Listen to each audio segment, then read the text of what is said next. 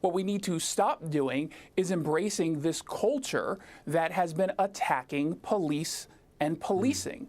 Because when you look specifically at what's going on in the city of Oakland, that's exactly what's happened. You've had a murder last month every other day in the city of Oakland. And what's happened at the exact same time? You've had a city that has embraced the defund police movement. What have they done? They've cut the bicycle and foot patrols. They've cut the community resource teams that patrol the neighborhoods.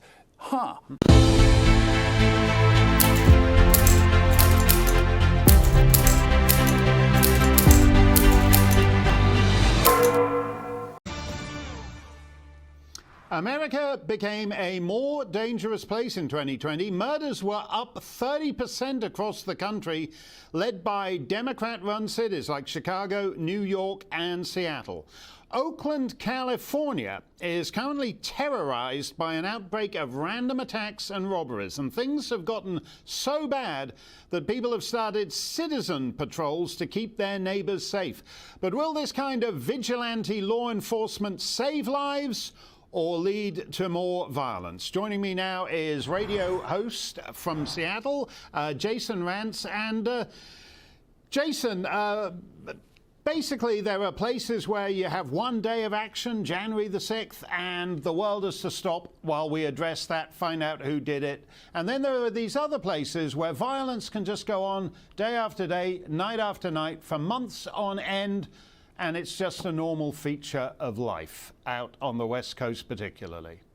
Let's be clear here. These states are responsible for policing their streets. The governors, the mayors are responsible for ensuring that our streets are safe, that the American people are protected. And what we have seen is in far too many Democrat-run states and Democrat-run cities, we have seen violence and chaos, and nothing like the law and order that we saw here in D.C. when President Trump stepped in and surged the National Guard.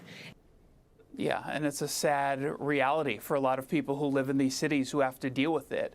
Citizens should not have to create their own patrols, be it in Oakland or anywhere else. They should have a fully resourced police department to do the work for them.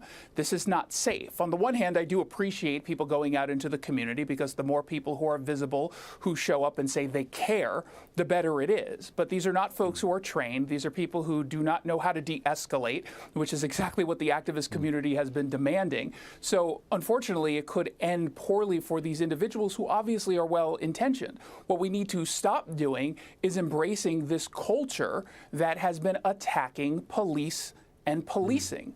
Because when you look specifically at what's going on in the city of Oakland, that's exactly what's happened. You've had a murder last month every other day in the city of Oakland. And what's happened at the exact same time? You've had a city that has embraced the defund police movement. What have they done? They've cut the bicycle and foot patrols. They've cut the community resource teams that patrol the neighborhoods.